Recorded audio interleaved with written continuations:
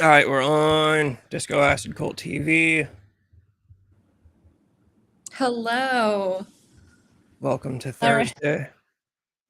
Um, well, do you want to just like continue talking shit before we like Yeah, we were just weren't we just talking about Roblox? Yeah. No, I was like thinking like, yeah, you could even make like some kind of like Charlie Manson character, make him That'd like be a cool. bear, and then create some kind of voice. Yeah, I'd have to If find you like can- a voice. I could find like an editor, like a voice editor thing. There's apps. I used to have that one program where I tried to make my voice a little deeper that one time, but it made my microphone way too loud. Yeah. Yeah, no, I think it would be funny to maybe have like, yeah, like a Manson character with like a voice that does not fit it. And then Yeah, you go even just like a hippie character. Yeah, and then you go in and like disturb like e-daters. That would be so funny. I would definitely want to harass other people. But yeah, I see a lot of people streaming Roblox nowadays, and then it seems like that mic up game is a trendy thing right now. I think it's it's because most of the Roblox games you don't talk like that. It's all a chat box. You know, you interact Oh, with. It's really? like yeah, it's like remember RuneScape. Yeah. It's like that. You go into different games, and you're just like everybody around the world is playing in these games, and you chat with whoever. So like me and my sister would meet up in a game. I'd be at home and she'd be at home, and then we'd go to like the pizza restaurant simulator, and we'd meet up in the same game. And then you talk in chat box, and then you can harass people. But mic up is the first one I've seen where you actually are talking with your voices, which is why I'm sure that's why it's trendy, because now it's people are actually talking and Yeah. But they're like, I getting mean, what's the demographic on there? Is it like high school kids? Like dude, Roblox is like you're like 8-year-olds all the way up to fucking yeah. Yeah, because like the banana guy that goes and sexually harasses people, I mean, it's sometimes it gets a little intense and then you hear like the voices of the people he's talking to and they sound so young. And he'll Oh yeah. say like he'll ask them like are you 18? And then of course they say yes, but they don't sound like it. And then he's like, "Okay, me too." But his voice sounds so mature to be 18. So I don't know if, who he is, Yeah, but you're definitely running into kids on Roblox. that's Yeah. crazy. But I mean it's like okay, so with the old man that harasses the online daters, like are these people really going on there to like meet one another? I don't know. I would assume so. That's like I think that's like a nerd thing. I have a cousin who plays video games, and he plays online, and I think he's like met girls on there, and they just they don't. That's I don't know though with crazy. him specifically, but yeah, I've seen things about people that do like they date, and it's like they never meet in person. They just meet up on these games, and I feel like that reminds me of like when we were kids and people would like online date on mm, MySpace. I guess it's kind of like the modern day version of that. yeah, pretty much. I guess at least people today can hear each other's voices. Like they've got that going for them. Yeah, there was one I watched the other day with the banana guy, and like he was in some room, and these two they look like cats, like cat people, and they were doing it. And he like went in there and just like straight up disturbed them while they were like in the middle of it. And I don't know, they started like picking on him and whatnot, but you could do things like that. Yeah, I would definitely just want to harass people. Yeah, it's called mic up. Follow the simple steps to turn on voice chat. Head to the settings page, and okay, it says you have to verify your age or phone number to play mic up on Roblox. Obviously, I'm sure They're gonna be like, they're gonna be like, you're too old. oh, okay, so You the age can't. for mic up is 13 plus, Oh. and I'm sure it's not even that hard to fake.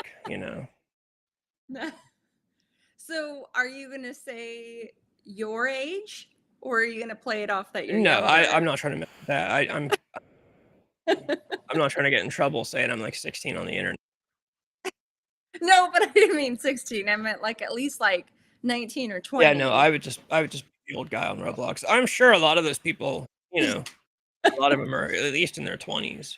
Like the people that are Yeah, no, I would think so. That's got to be good. I mean, the old man guy, like, I just want to know how he does that voice he probably just because it's so he's probably good. just good at doing the voice in real life. I mean, that's just like, it really sounds like he's a 80-year-old man. And to just do that consistently, I think that's great. But yeah, maybe you can do like an old man voice with like a Manson character or, something weird. Yeah, I would have to think of something. Like I said, I'd get a little bit of Roblox money and build or create a decent character. Yeah, I haven't been on Roblox in forever. I haven't played in a long time. And even when I did, I never cared about customizing my character too much because it was just me and my sister playing. Yeah, you could be like an animal or something. I don't know. Yeah, I'm not too much into like gaming, but I think those you know what, I think I sent you another video. I don't know what game it is. It kind of looked like a GTA but like live, and like these guys, they were cops and they were going into the game and like arresting people. Yeah, that's Grand Theft Auto. Yeah, I think that like that was entertaining as hell. There, because there was like one video where it's like this one guy's like a sheriff, and all he does is he does like a DUI test with people, but like the test is always insane. I don't know if you've seen him where he's like, Yeah. can you jump off a mountain and do a backflip, and then okay, then you're good, and he'll ask like a guy in a wheelchair and he's like, I can't do that. So he'll just kill them on the spot. Yeah, Grand Theft Auto does multiplayer like online thing now. And you can choose to be cops or you can choose to be, regular characters or whatever. I Which love is that. which is genius. I would love to be a cop and just go harass people. Yeah. Well, maybe that's something you could do too. Like, it'd be I so fun. haven't I haven't played Grand Theft Auto in forever. I don't want to buy a game. The only reason I do the Roblox thing is because I have Roblox on my computer. It's free. I just need to spend some money to make a character. Grand Theft Auto, I'd have to go download it on like Steam on my PC, and that's the type of game where I'd want to get a controller, and which Yeah. I've been wanting to do for a long time anyways. I've just been procrastinating. But Roblox I could do right here on my keyboard. Yeah. And plus Oh, there's no real gameplay to Roblox. You're just dicking around, which is right up my alley. yeah. No, you got to do that, definitely. So, okay, so I do have a story. So, the other day, maybe it was like 2 or 3 nights ago, Nick and I went to go get gas for my car. And like right up the road from us, there is like a metro bus station, and a lot of the homeless people like tend to accumulate there. And what happens is like it like gets bad, so then the city comes in and like washes them out, and then they like come back. And so they've like come back, and so there's a gas station, of course, right at the corner. And so we went to go run errands, and of course, like that was the one that was close by, and I was, I didn't want to go, but he was like, it's gonna be fine. So like we're we're driving towards it, and like you just see the encampments, and it's just like, ugh, it's disgusting. There's like people, shooting up and whatever. So we pull into the gas station, and the first thing I see is this like homeless guy. He's in a wheelchair. He's like nodding off. And so It's the I, wheelchair guy from yeah, Roblox. yeah. So I'm like freaked out already. I'm like, oh my God, like, let's just get out of here. And Nick's like, it's going to be fine. So he's like pumping the gas. And then out of the blue, I don't know what they were. Like, I just see this person who's like a girl. She's wearing like a bed sheet, and she tied it around her like, I don't know, like a toga. And then she had this like, I don't know, chopped pink hair. And then she put like, it was like she dumped a bunch of glitter on her. Like her whole face and her arms were covered in pink and red glitter, and then she's carrying like her life's stuff on her back. And so she's like, I'm like watching in the car, and she says to Nick, she's like, "Hey man, do you have any money right now?" And then he's like, "Oh no, sorry, no." And then she says to him, she rolls her eyes and she's like, "All right, whatever, fuck you." And then she goes to the next person. And I was just like, really? Like, Nick was so fuming. He wanted to go and fight her because she was like, "Do you have $1? No? Okay, fuck you." I think that's so wild to just, Yeah. I would imagine, especially in Los Angeles, where I'd imagine in places like LA, more people or people more often than not really will just give them $1 because now everybody is faking all this empathy. You're supposed to Yeah. be nice, and yeah, of course you're supposed to be nice to less fortunate people and like have empathy for people, but it's almost like weaponized against people nowadays. Like it's I mean, that's like half of people's political beliefs nowadays is like, oh, feel sorry for people. And it's like, bro, I legitimately don't have cash in my wallet. Like, I wish dude, do you have $1? I wish I had cash in my wallet, most of the time. Yeah. I'm not saying I'm as unfortunate as people like that, but it's just, yeah, that is funny, But to do the fuck you if you don't give them $1. But then it's like because I watched her. She went to the next person. They were like, no, and then it was the same roller. She rolled her eyes, and then okay, whatever, fuck you. So it's like, okay, you're really helping yourself there with those comments because other people can hear you say that. Yeah. But I was just like, what is going on here? Like, what went on in your day where you are wrapped in a bed sheet and you are covered in glitter? Like, I just had so many questions. Well, Like, that's just their version of chic. They're just being fashionable. I just, and then her boyfriend was the wheelchair guy. So it's like they were working Yeah. together. I don't know. It's just like it's insane. I remember this happened. This was a while ago by now. I might have talked about it on here forever ago, but I remember I did get hit with one of the guys that finally did it. And I don't even live in a big city, so it was crazy. I was going into a 7-Eleven, and the town where I live in, like, you're lucky if you can walk into a gas station without somebody asking you for money. And I don't just mean homeless people. I mean, like, 2 weeks ago, an Indian guy drove up to me looking like he was like in his like club attire, like gold chain, like I could smell cologne coming out of the car, and he was trying to sell me a gold ring for cash, telling me that he needs gas. Just last week, I went to fucking Rayleigh's, dude. Rayleigh's. I'm sitting in my car finishing my cigarette, and this guy walks up to me. By the way, if you want to piss me off more than anything, approach me when I'm in my car. Like, that's if you really want to set me off and like have me possibly say some like racist or derogatory or just mean shit to you. Walk up to me when I'm in my car. I don't. What I mean by that is do not fucking approach me if I'm in my car. My car is like my kind of world away from and my window's like cracked, like I'm smoking. I'm letting my smoke out the window. There's no reason to open. Like, don't fucking walk up to me in my car. But yeah, I park. Not even 10 seconds after parking, this guy walks up to me and tells me this whole story about how him and his family, they're right over there. He points. There's nothing over there, but they're trying to get to Nevada and he needs help. And I literally rolled my window up on this guy and drove off. I was like, well, I guess I can't go to fucking Rayleigh's. So, but yeah, anyways, what I was saying was it happened to me finally, where I was walking into 7-Eleven and a homeless guy out front asked me if I had cash, and I said no. And he pulls out his phone. He's like, well, I got Venmo or Cash App if that helps. And I probably was really mean to this guy. I didn't even think about it after he said that. And I was like, no, I don't have all that. And I kept walking. I was like, dude, you gotta be fucking kidding me. I know. I love how they're so tech savvy now. Like I always see the homeless people nearby. They're always just on their phones and I'm always wondering like who are they texting? What is going on, They're like I saw a guy, it was like maybe last Friday. It was like Friday night. He's sitting out on the curb by his encampment, like texting, and I'm thinking, like, what is going on in that conversation? Like, what is he saying? Like, what are you guys doing tonight? You know, like just at the crib. Like, it's crazy.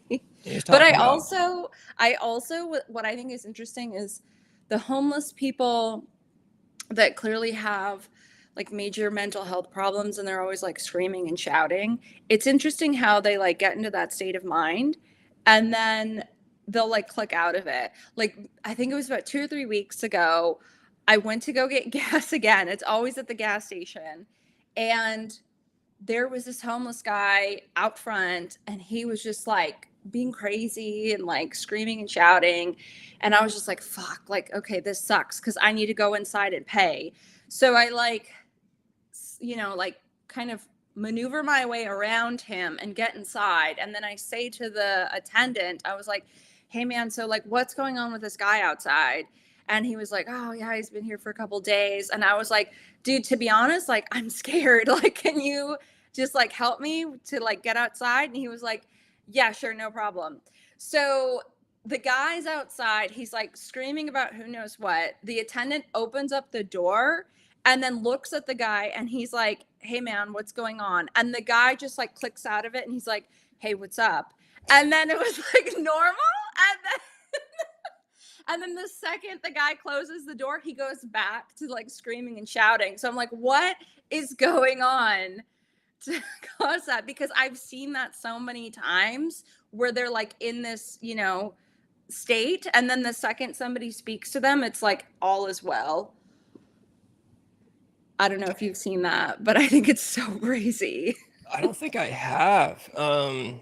And I was gonna say, I used to like these people. Like I used to fucking go play guitar with homeless people, and like, so it's not like I ever want to be a dick about, but it's the homeless people today. It's like a whole different kind of, Yeah. uh, and I would also imagine it depends on what town and city you're in. I would imagine if it's a guy like that who can turn it off and on, he probably doesn't have as much wrong with him as he like you would think. Like maybe they just have no one's kept them accountable for so long because they've been homeless for so long. So he just kind of yells when he feels like it, and then when a person comes around, or he's like, "Oh, here's a person. Maybe this person will give me money, so stop acting crazy when there's a person around." I don't know. It's crazy. I'm over it. It's okay. So it is funny though.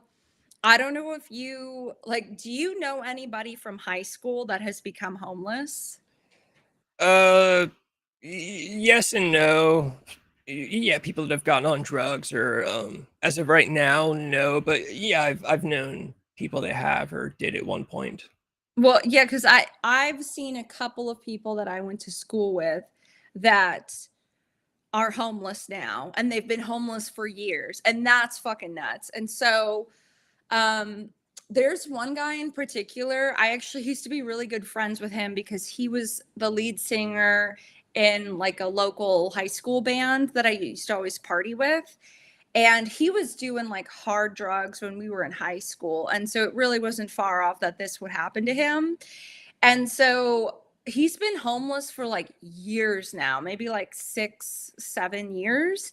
And like I think he's still doing drugs, but all he does now is because he still has this like mindset of like wanting to make it big. So he's just out there on the curb, like with his guitar singing.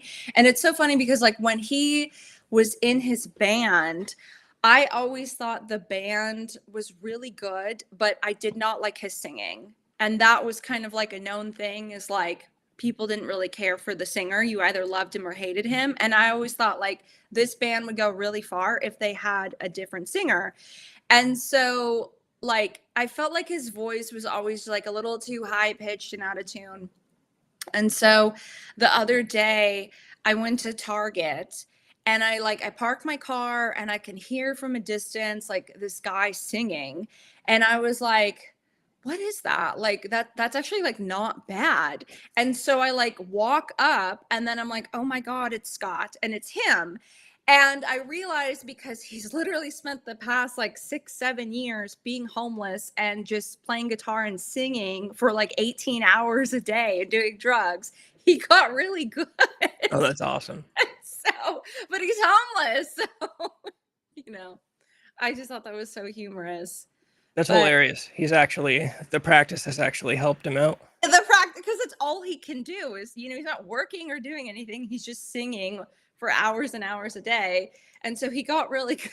So I just think it's funny that all that practice, nothing else to do. But it's like, what's going to happen now? Like nothing. He's still doing drugs. It makes sense, if you were homeless and all you're gonna do is play guitar and sing. If you're practicing productively, it makes sense that you would get good. The thing that's funny is in LA, I I never wanna be too confident, but in my, like, music writing, the last singer of my last band always makes fun of me because nowadays I'm, for some reason, very confident in my songwriting ability. I always swear that if I had the right band, I could write songs that would make it, like, no problem. Uh, I feel like at this point I've analyzed and, like, I understand how to write a catchy pop rock song basically. So I almost wanna say if I was homeless in LA, like, I bet you I could find I could find my way into some kind of, at least some kind of music scene where I would catch some notoriety, you know? But Yeah. There's I a don't lot of live in LA, so there's no one to I'm not gonna run into anybody here that's gonna help me get anywhere, but yeah, and the fact that he's on drugs, that has no oh, I guess nowadays, actually, it's not like it used to be. You don't always sometimes, I guess, they could be like, "Oh, you're on drugs. I don't wanna deal with you." Whereas back in the day, it was like, "Oh, you're on drugs? Cool, I wasn't gonna sign you if you weren't on drugs." So, Yeah. Well, what was like, okay, so what was fucked up about that was, so I was with my mom, and I can't believe she said this to me. So, like, I see my old friend Scott, and so I say to her, I'm like, "Oh my God, that's Scott. Like, just keep walking, keep walking. Like, I don't want him to see me, whatever." So then, like, after we leave the store, he, I guess, was with other homeless people, and he was sitting down with like a group of other homeless guys. And then my mom says to me, she's like, "Do you know them too?"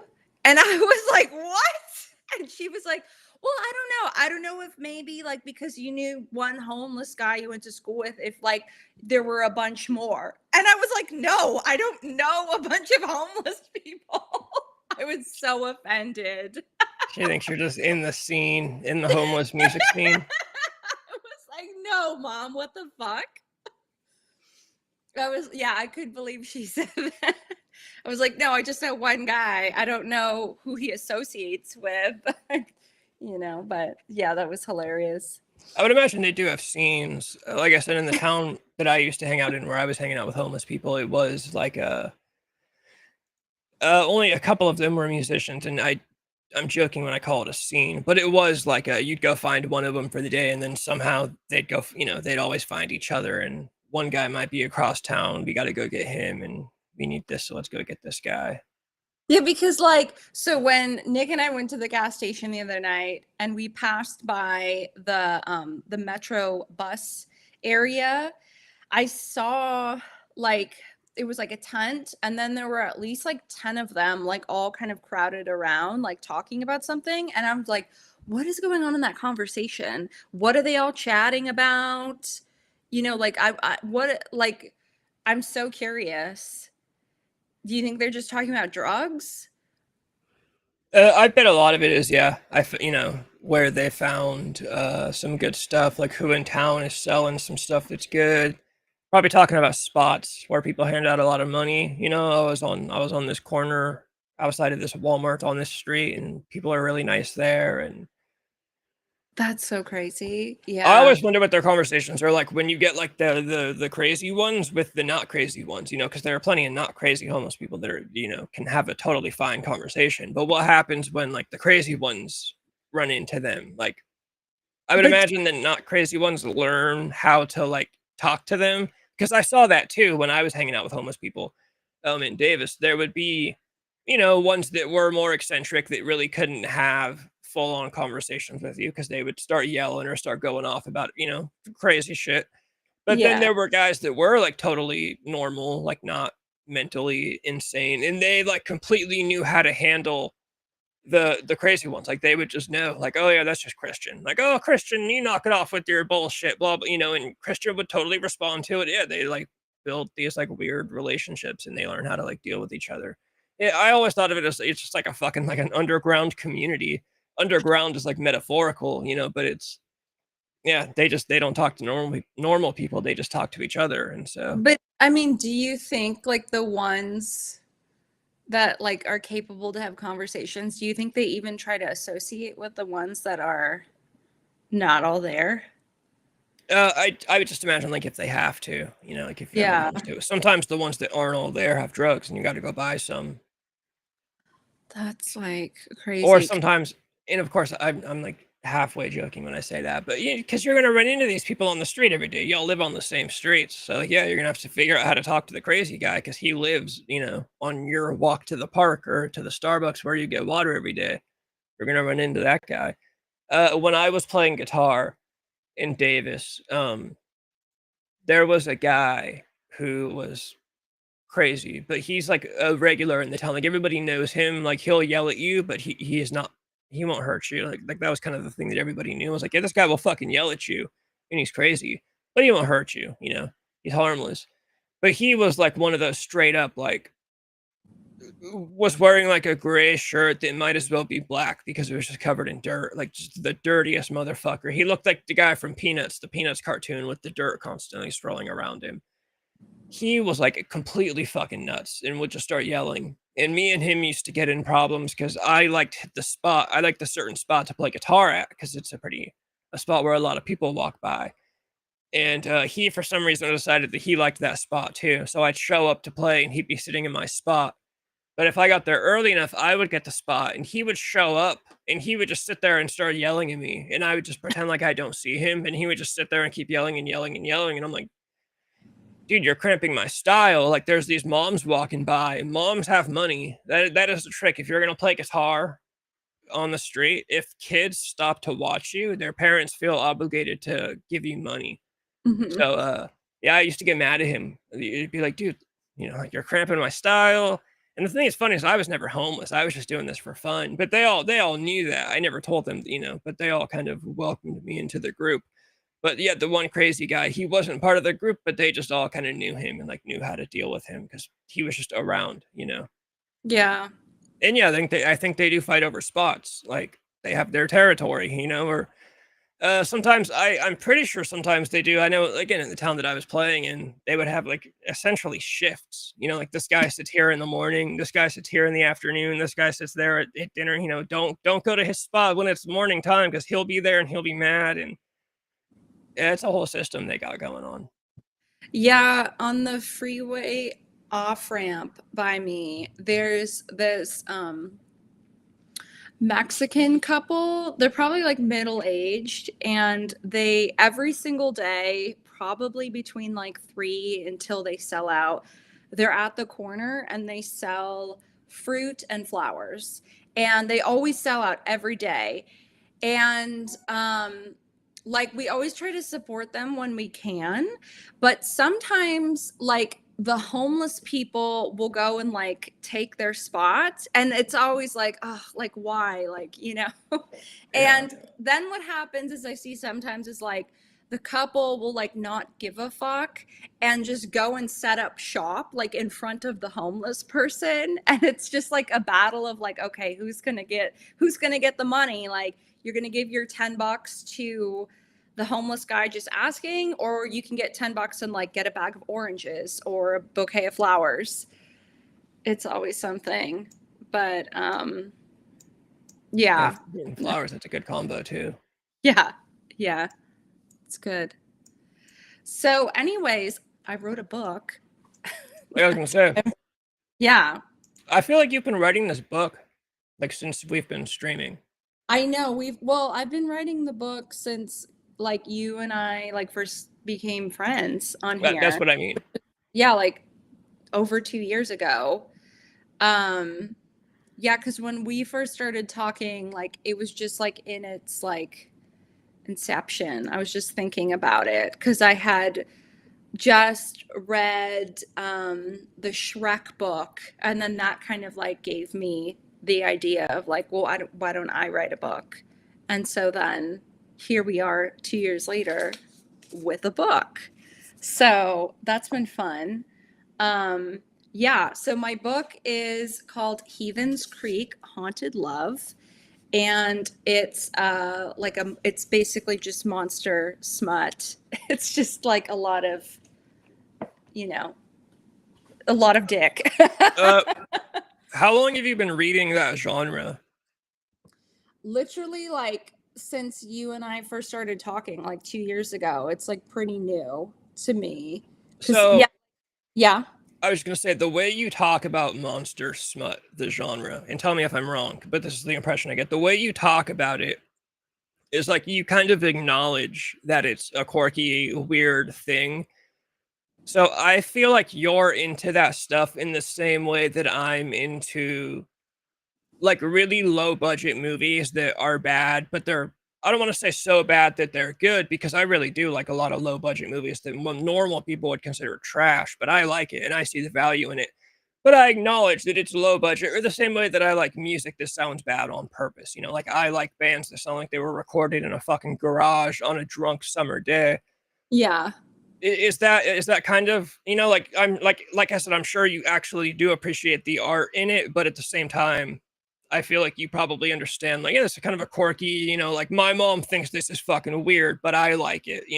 Yeah. Yeah. Well, it's interesting because like in the genre, there's different forms of it. So I when I first read the first one, the Shrek, remake, that one is very like it's like quick and silly and like to the point. It's just like girl meets Shrek, they have a lot of sex and it's like just, bam bam bam and then the book is over. So there's like those kind of books where it's just like, like the minotaur just like rutted into me and it's like it's very unserious. But then you have the other side that's like it's very serious and it's like these 400 to 600 page novels about like a woman and like an orc, and it's just like you really feel like it's like this you're with this man and it's very in depth. And I do like to read those, but I like both, and I feel like mine is kind of a mixture of both. Like mine isn't really that long. It's about maybe almost 200 pages long, but it took me so long to write because I had to go through so many drafts and I'm very particular with my words. Even though it's short, I didn't want it to sound like too silly. Like there are aspects that are very unserious. It's not supposed to be this like great romantic novel by any means. Um, but I didn't want it to sound like stupid. So I really took my time like trying to think about like how I wanted it to be portrayed. And I wanted it to be see I'm tired of love stories because you always hear like I always read these stories where it's like, okay, the woman, falls in love with the villain. And then by the end, they're both like, I love you. But like off the bat, like this isn't a love story. This is like a forced love. I guess it's like they're forced to be together and nobody in the book says I love you. And I did that on purpose. I mean, it is known that they love each other, but the words are never said. um I'm just tired of like the same old of just like girl meets guy and then they fall in love and you know he might be like kind of dangerous but he still loves her and I did something totally opposite. Would you consider Twilight kind of a borderline? Okay, so it's funny that you bring that up because so what happened, how I created this book is after I read GM Ferry's Shrek book, that was kind of like the basis of like, okay, like let me create my own, but like let me make it different. And so what happened was is I watched Twilight for the first time around the same time. I had never seen it. It's funny because I've always liked like the darker aspects of life, but like I never liked what anybody else was into. So growing up, everybody was obsessed with Twilight, and I was like, oh no, I'm never gonna be into that. And then I just, caved and watched it, and I was just like, this is so good, but like there's no sex. So I'm going to write my own version with like a lot of sex. Um and so that's kind of like where I got my general idea of like, okay, let's kind of have a Twilight theme, but then instead of being like high school students, they're adults. So in my story, it's about a woman. So it's kind of a mixture. Let me back this up. It's a mixture of a number of things. Twilight, and then also Dracula, and then a bunch of other things. And on top of that, like a lot of my characters are based off of people I know. So you are actually in my book. I've told you that, but you do have a character, and his name is Robbie. So he's like an Italian mob vampire, Oh, and that's perfect. he's gonna get his own story. So so yeah, so Twilight is, kind of a theme, and Dracula. But it's funny because like when I well, let me say what the story is about. The story is about a woman, and she was always haunted by this ghost, and she grew up in this town that was in the mountains, so kind of like in Twilight, like she was living in Washington, and then she went to go live with her mom, and then she comes back home to Washington. So this girl, she's living like up in the mountains in this town called Lavender Hill, that's like this old Victorian town, and everything's kind of run down, and she's been haunted by this ghost her whole life. And then she decides, as she becomes of age and goes off to school, she goes off to school like down in the city, so she leaves and she gets a job, and she doesn't want to go back home, but then she loses her job and she's forced to come back home. And then like through that, like the ghost reappears, and then she ends up being involved with this vampire, and like a bunch of other things happen. But it's funny because I so around the same time that I watched Twilight, I also watched Dracula. And so what I think is going to happen is so my main character is named Mia, and then one of her close friends in the book is named Lucy. Now, I had created those names just off the whim. I created Mia because like my great grandmother's name was Amelia, and then Lucy I just got off of like I Love Lucy. Shortly after that, I watched Dracula, and the main characters are named Mina and Lucy, which I was like, are you fucking kidding me? But that was just a coincidence. And then of course I had to add like a modern twist, and so like my main vampire, people are gonna think it's Peter Steele, but it's not Peter Steele. It's like it's a different guy. But I have kind of like, I don't know if you've seen the movie Queen of the Damned. No, So that's or have you heard of it? I've heard of it. Yeah. So that movie is about a vampire who's like in a rock band. So it's kind of like a mixture. This book is kind of a mixture of like all the different vampire lore and movies, and then I created my own twist to it. But yeah, my main vampire, he's in a heavy metal band, and that's just like one of the things he does. And then he's like, all the guys in his band are vampires, and so you are one of the guys in the band as Hell well, yeah. and you play guitar. Hell yeah.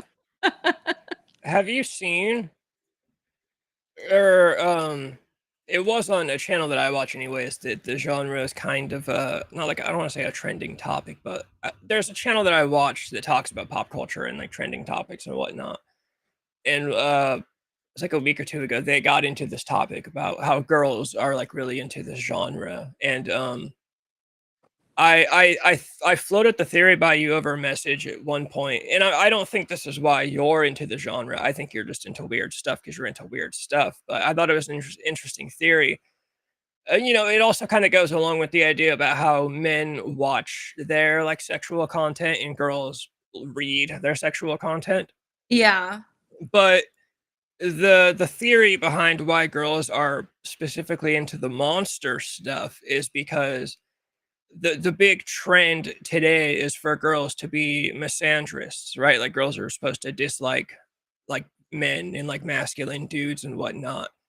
But they say, naturally and like, because of like biology and shit, girls, no matter what, they still like inherently like masculine guys that take charge and, are Yeah. strong. So the theory is that girls like these monster books because they can read and it's a monster doing the masculine, forceful things and not a man. So then they can kind of get their rocks off without giving up their feminist, misandrist.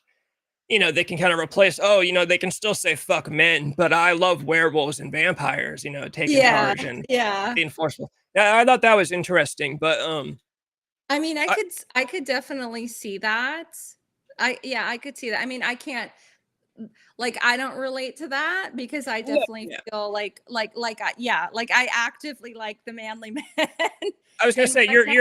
you're married to a manly man, so it's Yeah. you're out So on that one. like I definitely have those more like conservative values where like I like the manly man to like take care of the wife and whatnot. But I could see where, that theory, I could see that for sure. Because I mean it is interesting, like when I have read books where it's just like a human on human, it's just kind of boring to me, Oh, to be yeah. honest. And I find the monster stuff like so intriguing. um yeah, I don't know, just like the regular romance stuff, it doesn't, like I read this one series where it was like it's like a three-part series called like Priest, Sinner, Saint or something like that. And it's about like three brothers and they're religious. And the first one is about a priest. And so it was like this priest and he like falls in love with this woman. And like it was very spicy, but I was like, it just doesn't do it for me. Like I want to hear about like a weird like minotaur and like, being milked by a woman. Like it's funny, but it's really good. Yeah. I almost like the humor out of it in a sense. I, Um, I would I would also think that when it comes to like the monsters, like you said, the monsters in women as opposed to just like man and woman, I would think it's kind of actually easier because when you get into the topic of the forceful things, you talked about how in some of the stuff in your book, there's some things that are kind of forced, right? Like yeah, they do love each other, but it kind of borders into the territory of it being forceful. I would yeah, think it's kind of easier when it's a monster. It'd be kind of like the difference of watching a movie. If you watch a movie about a real, just like a man stabbing people to death, that's actually harder to watch than like the Wolf Man because it's a fucking yeah, werewolf. Like I know this isn't real. There's no werewolf out here actually killing people, so it's kind of fun.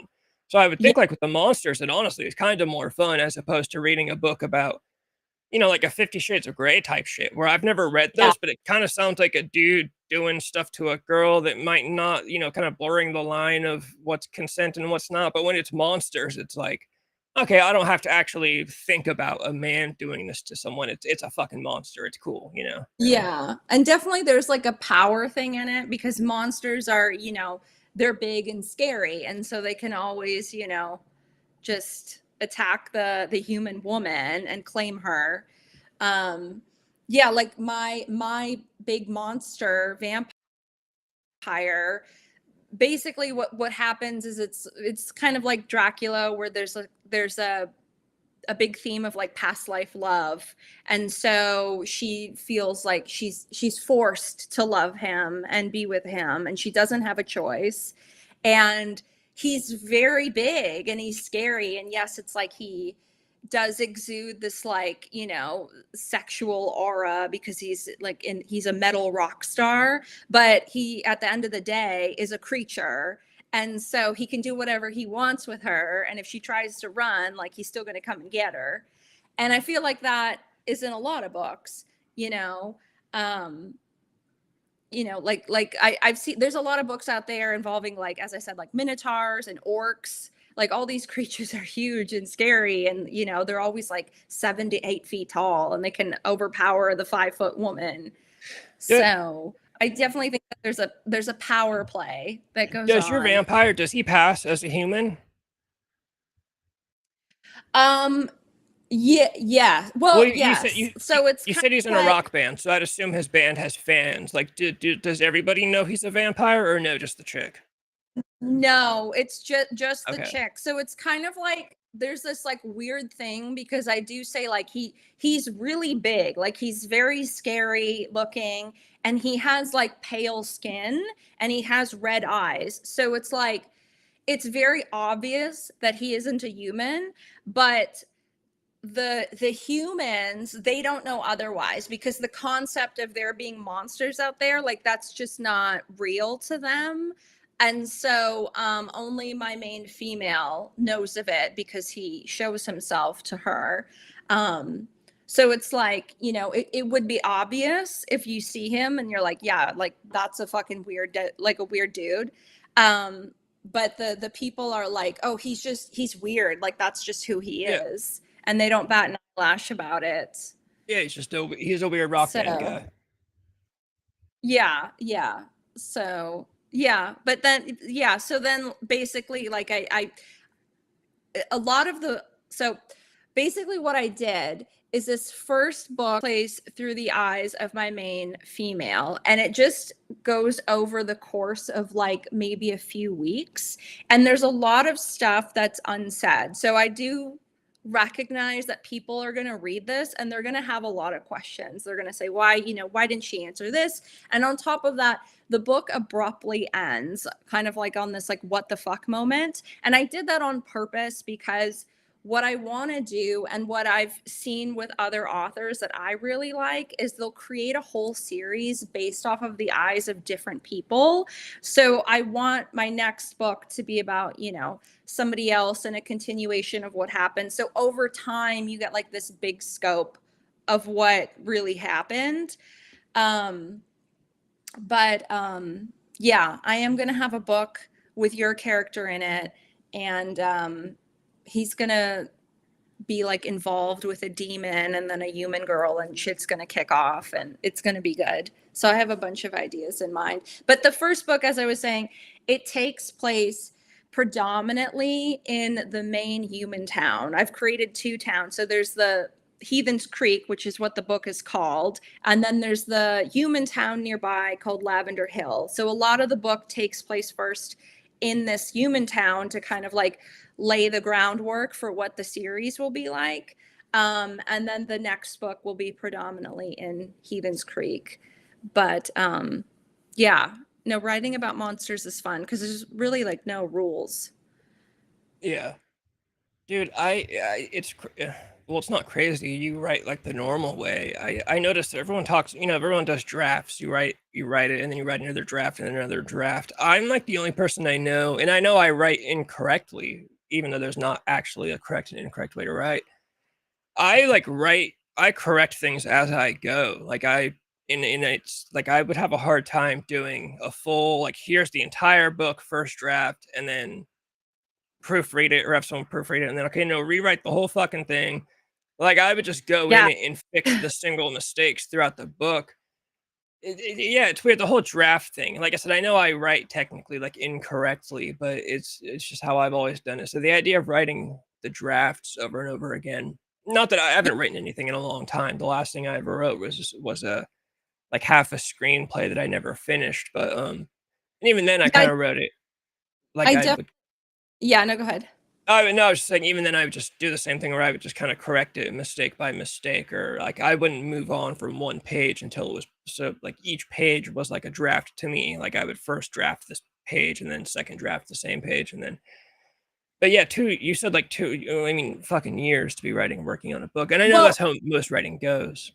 I mean, it's crazy because when I first came up with the idea, I was like, I'm gonna knock this out in 6 months. Because Yeah, a lot of the right. writers, yeah, like a lot of the writers that I've seen, they're like knocking out books like endlessly. So I'm like, I've got this. And then I like, you know, I started talking to people, and a lot of authors were like, no, like your first book, it can take like 2 to 3 years. And Mhm. I could definitely see that because like the first 6, 7 months when I created my first draft, after that, like I read that draft and I was like, this is trash. Like I am rewriting my story entirely. And then that in itself took like almost a year to do. And so I have a friend that he's written a couple of books, and he beta read mine, and he was telling me, he was like, he published his first book last year. He was like, oh, I started on mine in like 2016. And I was like, Jesus, that's a fucking long time. And he was like, yeah, I went through like 6, 7, 8 drafts. And I'm like, that's crazy. Like I could never. But yeah, no, I probably went through about like 4 or 5 drafts, because it's like you create your first one, which is usually terrible, and then you go in, you rewrite that, and then you, after that, you like fix a bunch of stuff, and then you polish it off, and then after that, like I had like beta readers read it, and they gave me notes, so I had to fix that. And then I hired an editor who like did a ton of stuff, so it just was like draft after draft. And then by the end, like I've read this story so much where I'm like, this is just trash now. I'm Yeah. tired of reading it. It's just awful. So it's funny because I've read it so much and I'm like so tired of it. But then people that have read it are like, no, this is really good. And I'm like, really? Because I'm just like so sick of seeing it. I would also imagine the more you write, the quicker, again, I know screenplays are way different, but one of my favorites is always, John Hughes wrote 16 Candles in 2 days. Yeah, I've heard that. And Yeah. and I would like, I'm pretty sure Stephen King is one of those guys. I think he's got some Gotta books be like, he just he's got, knocks out. yeah, like that's just, crazy. He's got to be knocking out like 500-page novels like every couple months. I know, he wrote the screenplay for Creepshow, from I think it's Mm-hmm. 1982, Yeah. and he wrote that. I think he also wrote that in like a weekend. It might have even been a day. I've heard, and again, I know I'm comparing screenplays to books; they're totally different. But like Rob Zombie talks about when he's writing a movie, he says he'll write like 1 or 2 pages a day. He'll wake up in the morning and he'll write a page or two, and then the next Yeah. morning he'll do a page or two. My thing with writing, this is, I wonder if this is you or if you're different. For my thing with writing anything, I can obviously do it over the course of like time, but I couldn't do like 1 or 2 pages a day because I'm one of those people that once I start on something, like I'll sit and obsessively, like, so like even when I just edited that video, when I did that interview with that Hannah Dawes singer, Hmm. it took me a couple days to actually sit on my computer and start editing it. But once I started editing it, I did not get out of the chair. Like I was like, I sit obsessively and I'm like, I have to do it because my attention will go to other things, you know? Yeah. So yeah, I would imagine taking a couple of years to write a book, as long as I'm working on it consistently, that would be my problem, is I'd have to keep doing it. If I took like a month off, it would be long. It would be over. Like I would lose all Yeah. focus. So I could spend 2 years writing a project. I would just have to make sure I'm like at least sitting down for like an hour or two a day, no matter what. Because yeah, if I take any time off of a project, I'll have another idea or something. And then, like Yeah. you said, you start to almost hate your own book because you're like, dude, I've read this shit so many times now that I just hate Yeah. the story. Do you have ideas though? Like you said, you've got sequels basically, or branching out, offshoots, and whatnot. Do you already have ideas? Yeah, yeah. So it's interesting because like, so my book is like ready to go, and I had originally planned for it to be out now, but then one of my friends who is an author, he was like, because your book ends so abruptly, people are gonna want to know like when's the next one coming, and it didn't really like, that didn't really occur to me. So I was like, shit, like I'm gonna need to like start on something soon and like crank that out. So that's why I decided like, well, let me push it to August. So that'll give me a month to at least like start writing on something. So then when August comes and this one comes out, I can say like, hey, the next one is in the works. Like, don't worry. Um, but yeah, I think what I'm gonna do for the sequel is it's also going to be from the perspective of the main female again, because what happens at the end is like just kind of strange from her point of view. And then the sequel, I think, will be even more dark than the first one, because the first one, it's very lustful and sexual, and there's a lot of dominance. But the next one, I want it to be like more of like a horror story where it's just like, okay, that shit isn't even cool. But then the third one is going to be from this other female's perspective, Lucy, who is another human, and she hooks up with this vampire Robbie, um, who's also having an affair with this demon. So there's a whole thing. I have ideas for a bunch of different characters. So, but I mean, yeah, it's pretty easy to like create a whole world with different monsters, and you could just add whatever you want. There's really no rules, which Yeah. is but yeah, I mean, so in terms of writing, I'm not the way you are. Like, I can like knock out a couple pages a day because it's like, I don't know. Yeah, I don't know how these writers just like do so much all the time, because I'm the kind of writer where like I could write, like, it could take me like an hour to do like 2 to 4 pages, because I like my words precise. Like, I will read them over and over and over to make sure it sounds good, because I see words as a form of art. So I want the sentences to almost come out like pretty and beautiful. I don't want it to just be like, like he fucked her and blah blah blah. I'm like, no, I want it to have some kind of at least like a poetic aspect to it. So it takes me a long time to like get the words out.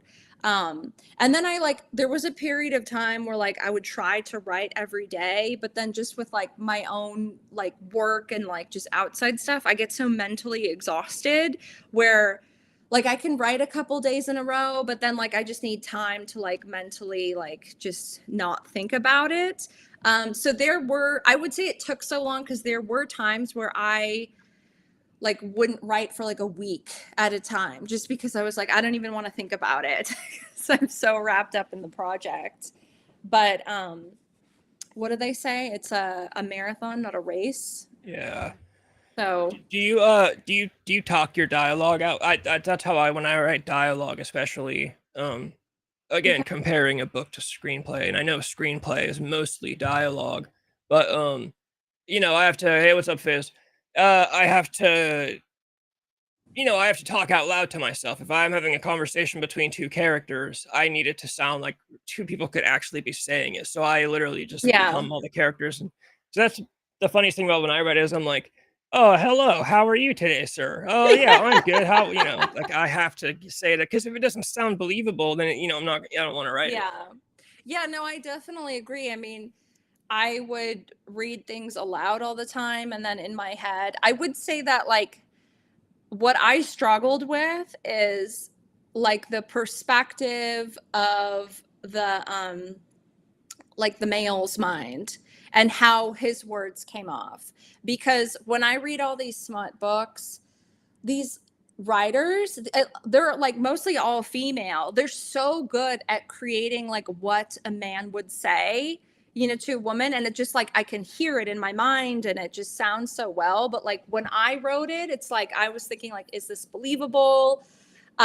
Because it was really easy for me to write the female characters because I can feel that internally. But then like when trying to write like what my main vampire would say, like I wrote down stuff, but I do kind of wonder like, are people gonna read that and like think like, okay, does that sound believable?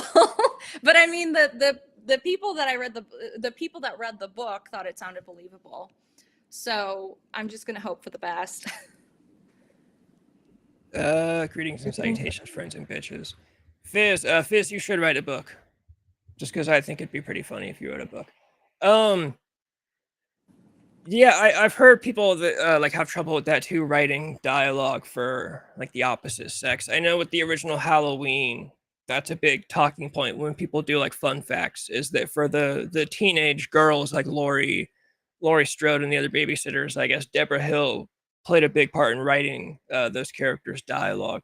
One of the things that I think is funny, and I don't even know if this is like a great topic. Maybe this is just, me always getting into murky waters. But, when people get mad at like Tim Burton because he doesn't cast enough black actors in his movies. And well, I Mhm. always think, Jordan Peele has famously said that he's always going to make movies that star black people because he's black. So when he's writing the dialogue, he can write dialogue for a black person because he Yeah. understands that. And I think, well, imagine a world where Tim Burton wrote a movie about, black people and he had to write the dialogue. Somebody would get mad at him and be like, oh, cultural appropriation, or, you don't actually know how to write the dialogue of a black person. So don't even bother. So it's kind of like you're damned if you do, you're damned if you don't. Yeah. And it's like, yeah, of course, Tim Burton's going to cast, actors that he knows, he understands and feels like he can write for. So I would imagine that is a thing. Yeah. Writing for characters if you're But a girl. But that's why, like, a lot of my characters, I kind of base them off of like the personalities of people that I know, That's what I do. or that I've seen. Um, like, I would just get inspiration, like one of my main, like, female monster characters, I kind of put her together from like all of the old Hollywood movies that I've seen. How, like, when you watch an old Hollywood film, they always had like the transatlantic accent, and like wearing like the pencil dress. And so I would get ideas from that, or with like the character that I like loosely based you off of, he has this East Coast accent that I got from like another friend that I have. So I'm thinking like, okay, like, I'm almost thinking like kind of like the voice of like a John Travolta kind of guy, with like Saturday Night Fever, but then like make him Italian with like long hair, and he's like in the mob and he's a vampire and he's covered in tattoos. Like, that's interesting. Yeah. So, you know. But yeah, no, it's easier like when you start thinking about like, okay, who do you know? And then how can you incorporate that into your work? Yeah, that's what I do. This I've had the same idea for a screenplay for like well over a year now that I've never even bothered to start. Oh yeah, Fizz is an East Coast. Fizz, you're an East Coast guy turned Northern California guy though, so you've got a little bit of best of both worlds going on. This idea that I've had forever, that who knows if I'll ever actually do it, but I think it's a genius idea for a horror film, is the four protagonists are based on me and a friend from high school, and then our two girlfriends that we were dating at the same time in high school.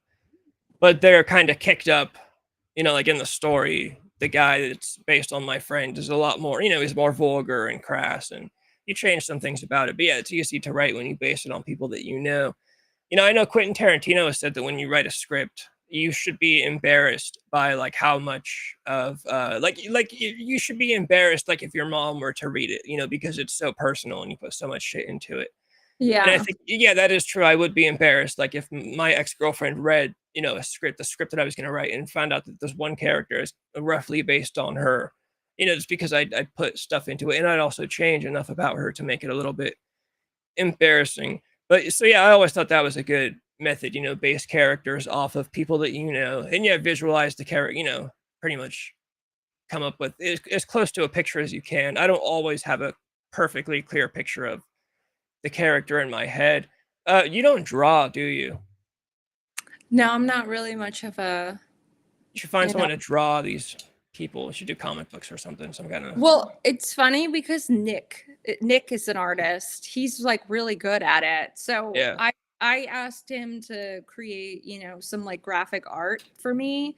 He created one that I posted the other day. He's like really good. Whereas I don't know how to create graphics and all that stuff.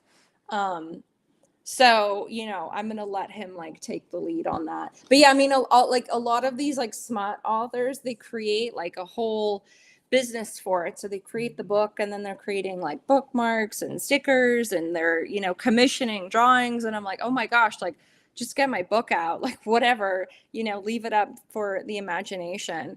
Like, okay, so in my book, my main vampire, he's in a band. And so there's like a concert scene. And I don't know how you feel about this, like when writers, or if you've ever read something where like a writer has a character that's like singing or in a band or whatever, and then the writer will create lyrics for that character to be singing. I hate that shit, to be honest. And so in my book, in the concert scene, I do not say lyrics. I want that to be up to the reader to think about whatever he's going to sing. I describe how he's singing and what the vibe is like. But yeah, I just don't like that. Like when, I don't want to be reading song lyrics and then Yeah. trying to like imagine that. It's just not my vibe. Um, Uh, you know what, Fizz? That actually kind of sounds like it could be a funny show idea. You have a show about all the gods, but because we live in such a like godless society, nobody worships gods anymore, so they have to get day jobs. You know, like you think about like the ancient Egyptian gods, like no one's spiritual anymore because everyone's too busy on TikTok. So like the goddess of love has to go work at Carl's Jr. or something to that's funny. that idea makes me laugh. But yeah, no, I kind of agree with you. Like if you're gonna have a band in a story, are you gonna actually spell out the music completely with the lyrics Yeah, instead of telling your because then I have to be thinking of like a song. I'm like, no, no, no. Like I want the reader to be, because when one of my friends like beta read this, one of the suggestions was, why don't you write lyrics in for the reader to read? And I was like, no, that's not my vibe. Like I get that a lot of writers do that, but not for me. Like I just don't want to be like writing up like rhymes and stuff because then I feel like, oh, that's just going to sound tacky. Like, I'm not a singer songwriter. Like that's not my place to do that. But I can definitely describe like a vibe at a concert to you and like how it sounds. I was gonna say I would just at the most describe the band, the people in it, just maybe describe the genre of what they play, and then like let the Yeah. audience, hey, this whatever you think this guy would be singing or whatever, go ahead and run with that. Yeah. No, exactly. You have to describe how the song, yeah, that's what I did in my book. But yeah, I just don't want to be like writing songs at my story. Yeah, It's just, but yeah, I know a lot of writers do that, and that's fine that they want to, but it's not for me. and that So can get bad real quick. yeah, exactly. Exactly. I wouldn't want to put a song in, yeah, no, definitely. You're like writing out so yeah, then he plays the fucking E chord on his guitar, and then Yeah. for the chorus they jump into a two-step, of No, in mine it's like, he took his shirt off and he sang his haunting melodies and the crowd went wild and and how she felt about it and whatnot. Uh yeah. what is oh yeah. Yeah, no, and that'd be like pulling double duty. You would have people like doing covers of your songs on YouTube too.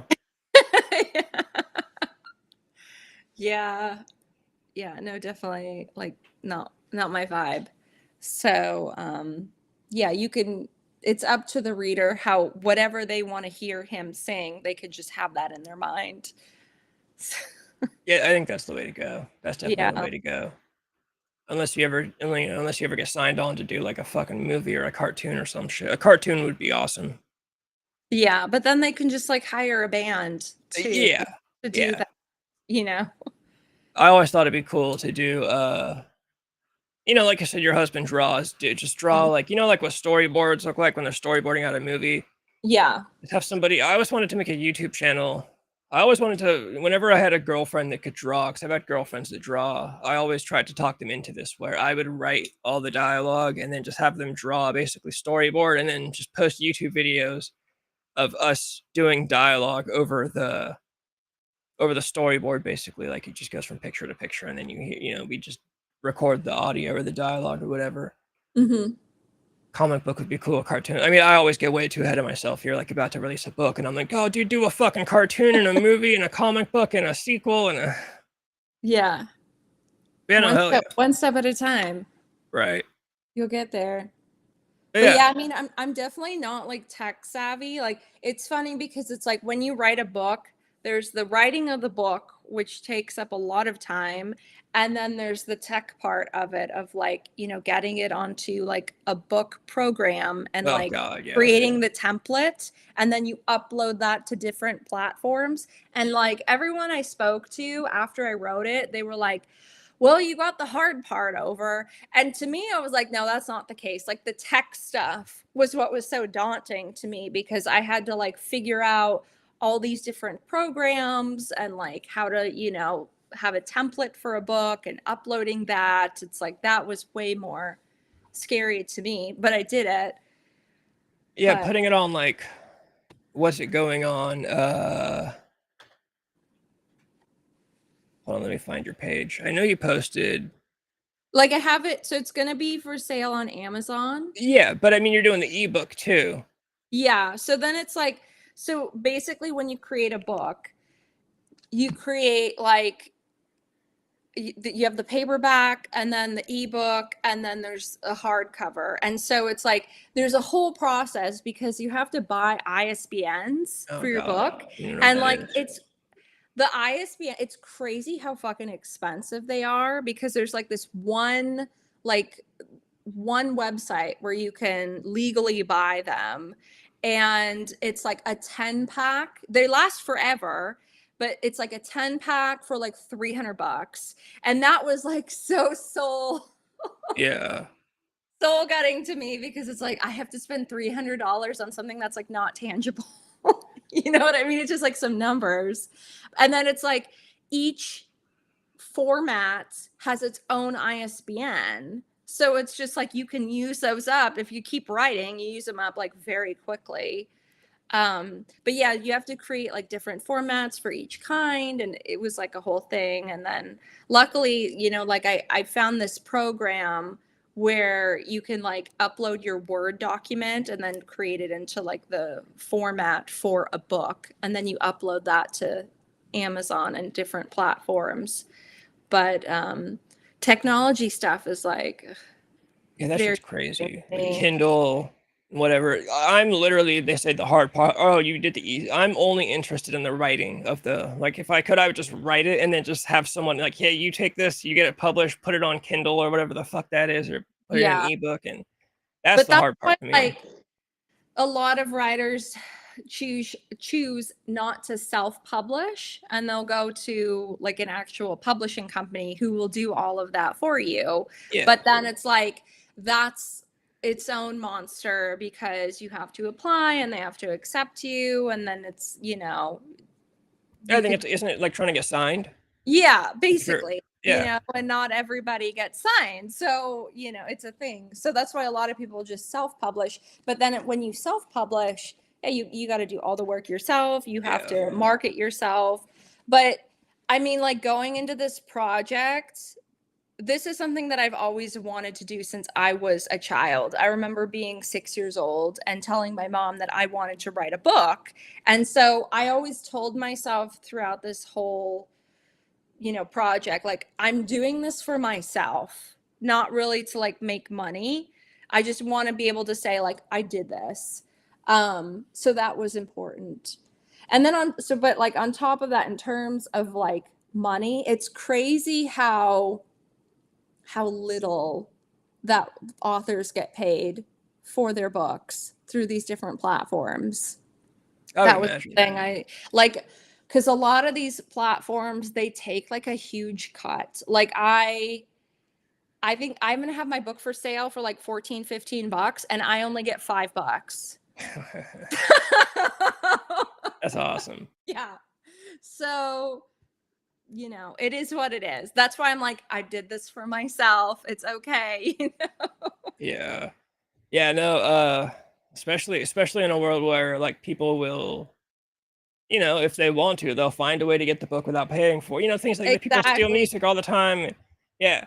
It's like Spotify. You get, like when Grimrock told us on Spotify, you get paid less than a penny per stream. It's yeah. Yeah. It's Yeah. it's all similar, Yeah. No, I think like I kind of like I originally thought, because the books that are in my genre that are around the same page length are usually going for like 10 bucks, but I was like, dude, I've been working on this project for a couple years now. I'm not going to sell my book for 10 bucks and make 2 bucks. Like I'm just not. I'm sorry. So I'm going to jack up the price a little bit so I can at least get $5.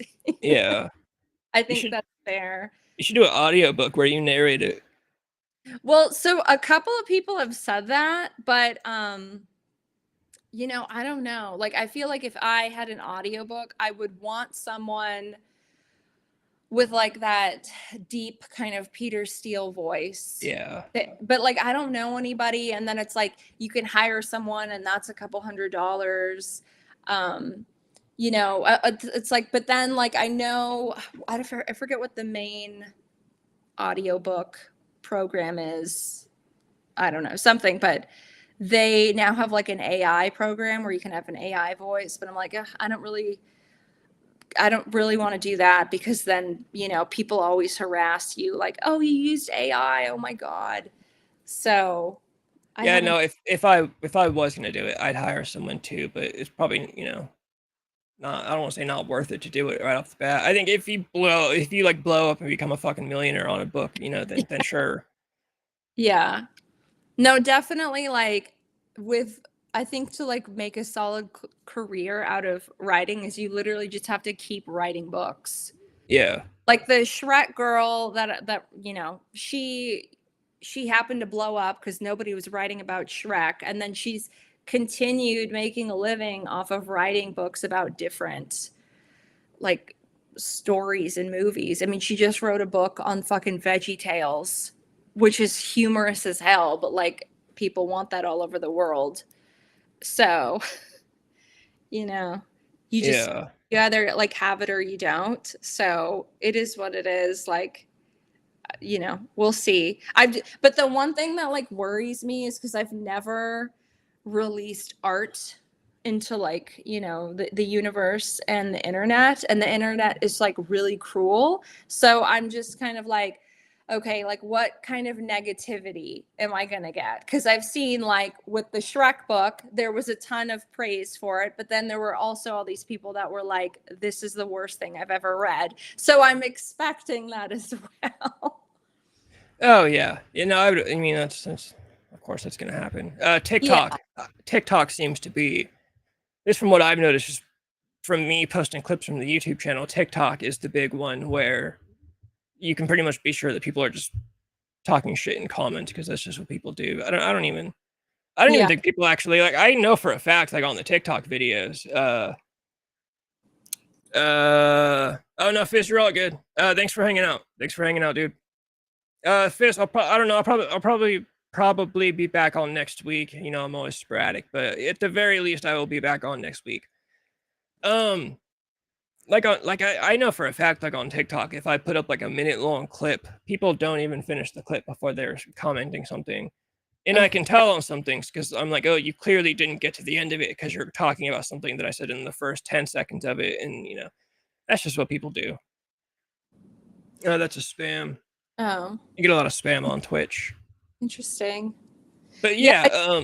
yeah, I people will read a page or two if they even read a page or two, or they'll literally see the description on the website and comment some shit about it. yeah. Yeah, I mean, I don't even use TikTok. Like I'm just so like that's for the kids. Like I'm just not you Yeah. know, it's already like difficult trying to navigate like Instagram. So I'm like, oh, I can't. Even though I know like people go on TikTok and they get so many views so much more easily, but I'm like, I just don't care. Because then I think about like the classic authors that like I like. I'm like, Anne Rice isn't on fucking TikTok, okay? Like she's not doing that. Like she barely has an Instagram. People just know her work. So I'm just like, here's my work. I'm doing it for myself. If you want to hear like a weird goth story, read it, whatever.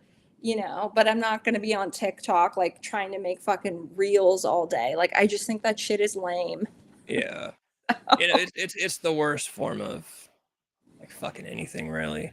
And it's crazy though, like okay, so like I sent you that post the other day and I was like, hey, can you like it? Whatever. So it's interesting how, like, I'm convinced that hashtags actually don't do shit anymore They don't. because I would say like 5 years ago, when I first opened up my Instagram for my vintage clothing store, I would make a post every day and put a bunch of different hashtags, and I always got like hundreds of likes. I have a couple thousand people that follow that page.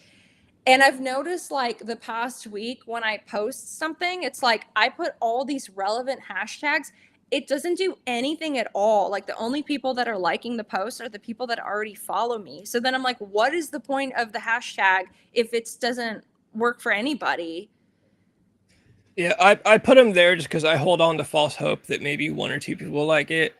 Um, Yeah, that's where I'm at. I know on Instagram they don't even show your shit to people who follow you like half the time. Like the post you sent Yeah. me, I never saw. No, I Um, know. It's like, yeah, that's why I'm having to like go in and then just like send it to people like, hey, can yeah, you like this? But it's, yeah, I don't know. It's really weird because it's like some of the posts that I've posted have gotten a lot of likes. And then I really am also convinced it's like a time thing. Like I notice like when I post later in the day, they'll get way more likes than when I post in the morning for some reason. yeah, So yeah. I just don't understand it. And it's really annoying. But Yeah, it's just pretty much like the lottery is kind of how I look at it now. It's it just really is. It's like yeah, I don't know. So I'm just like, well, I'm just gonna keep doing it just to like, have some kind of presence in the world, but I don't really wanna, go too far in the depths with like TikTok. But I will say like I did make like my first reel the other day and that did get, a lot of views. So I was happy about that. Um but what I've done is like I have a couple of friends who are like influencers. So I've been sending my post to them and then they've been liking it and sending it to other people. So it's really all about like who you know, which yeah, sucks, but it is what it is. yeah. It's the fucking internet game, and I'd imagine with a book, that's got to be one of the harder things But to. I mean it's like, yeah, the book presence or like the bookstagram scene on Instagram is really big. Like there's a ton of women out there that are just, following and reading. And Yeah, so like what I've been doing is I've been going in and just like following a bunch of people in the at least like a few a day within the book community and they usually follow me back. So I went from like a couple days ago of having like 50 followers and now I have like 150. So I'm like, okay, well that's an improvement. So I noticed people like if you follow, they follow back. So I'm just going to kind of continue doing that, which yeah, it just feels like a game. yeah. It Pretty really much. Just feels like gotta just like stick around until some shit pays off. yeah. Yeah, it's I don't know. So, but I mean, we'll see. I know that like when you write a book and you post it on Amazon, they kind of like bump your new book up for a little bit. Yeah, So we'll see if that does anything. But yeah. So I don't know. But yeah, I'm really not like tech savvy and I don't care too much for social media. yeah. It's always the worst part. It's always gonna be the worst part. Yeah. I mean, I kind of wonder like what's going to be the next thing? Like is TikTok going to last? Yeah, I don't even know what the deal is. I just heard someone talking about TikTok is still like could still disappear. I think Trump made a comment recently about how he thinks he might have found a buyer that he has to like. I guess that thing is still like. So I'm like, damn, CapCut. That's the only thing I'm completely invested in. Like CapCut could still disappear, and then my whole entire career would be over before it even started. Uh, I have some other editors I could use, but I'd have to learn how to use first. But yeah, so I don't know. I think next is going to be like some weird fucking virtual reality. Like your book will appear on words in front of my face or something. Probably like in Who your mind. knows? I could see that. Yeah, Y- yeah, straight to my mind. The book will just be beamed into my head, and I'll sit here like in a catatonic state, Yeah, looking at it'll be that. like Black Mirror, it'll be in your mind already. So I could see that like you get the brain chip or it's like glasses. Weren't they trying to like develop like the Yeah, glasses? Yeah. in the virtual reality helmets. Yeah, I forgot about that shit. Yeah, so you could just like read it right in front of your eyes. Ugh, I could never. No, I don't want the chip. no, they So, need to stop pushing forward. because then they're gonna start inserting like ads in your mind. Oh yeah, dude, we'll be getting ads directly to your Did to your you thought process. do you watch Black Mirror? No, I've only ever heard of it. Okay, so like the new season just came out like maybe a couple like very recently, less than a couple months ago. And so like the first episode, it was about like this woman and she develops like a cancer, like a brain cancer or something. And the doctors are like, so there's this new company that's like brand new and they can help you, but it is a lot of money. And basically it's like they they insert like a brain chip into you, so then she'll like always be okay and not die. And like if the chip is removed, then she'll die. And so what happens is like her husband is like, no, we got to get the chip so you can survive. So they get the chip, and then it's like a subscription plan. It's like, okay, so you're going to get the basic plan, and we only have like towers right now, like within your area. So you have to stay in your town, because if you leave, then you're outside of the God. signal, and then she'll die. So they stay within the plan, and then all of a sudden she starts like repeating ads out loud, you know. So and she has no idea that she's doing it. She just kind of zaps out, and she started, you know, she's like talking about, you know, like different products and whatever. And then she comes back in, and then like people are like, what's wrong with you? So she goes back to the company, and they're like, oh yeah, like we've leveled up our tiers so you can spend more money to get the new subscription, and now you can leave the town and you won't have any ads, or you can stay at the bottom tier in your town, but it's with ads. And so I was just thinking, like, I could just see this happening with like real life brain chips, as they're going to start inserting ads in people. There's going to be different subscription tiers. God, So yeah. You're like talking to your husband, and you're gonna start seeing like Dr. Squatch. Like, no, that's literally what happened. Is like there was a scene where like because she was a school teacher, so she's teaching these like fourth graders, and then she's talking about like, if you have erectile dysfunction, and the kids are like, what the hell? And so she ends up like losing her job because she's having these ads, you know, roll through her, and she has no idea. But she eventually like she decides to die, because it's just because like they keep going up in subscription tiers, and then it's like real life where it's like you go up, but then they kind of back you down, where it's the same thing. And so it was just too much money, so she just decides to dies. die. Yeah, and I'm like, I could really see that happening. Yeah. So they're gonna just be throwing ads into people. Yeah, life is gonna, you're gonna have to start paying a monthly fee. I mean, you might as well already be paying a monthly fee just to fucking stay alive at this point. Yeah, that's how I feel. A monthly subscription. Yeah, that's what it is. Yeah, yeah, it's crazy. And then yeah, you can only like stay within your town for certain, like, you know, towers. Yeah, yeah, don't go too far out of the towers. Yeah. And then they're Jesus. like, well, if you spend 8,000 a month, you can go worldwide. And they're like, we don't have 8,000 a month. And they're like, well, you might want to think about it. Yeah. You know, it's like that's how it really is. I better start an OnlyFans then. Yeah. Yeah. Well, that's what happens in the show. Is the husband starts doing things to make money. So he like goes on like an OnlyFans and does like really horrible stuff to himself. So he could like make money for her to survive. And she finds out, and she's like, no, I'm gonna die. I'm not gonna let you be doing this, because he's like pulling out his own teeth online to get like views and like money and stuff. God. Yeah, It's the just most reasonable solution to come to is I'll just die. It's okay. yeah. I mean, she would have anyway if they didn't have the chip. So, but I feel like we're not too far off from that.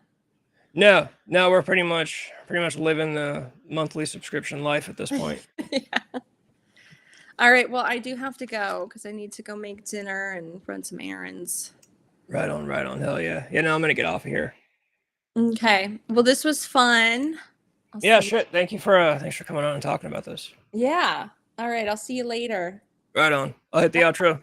And we're all here today to groove and have a beautiful time together, and that it's only the beginning.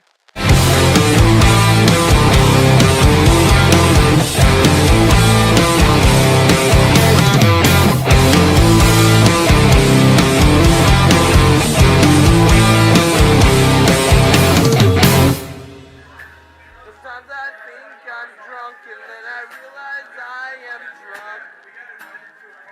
Sometimes I think I'm drunk, and then I realize I am drunk.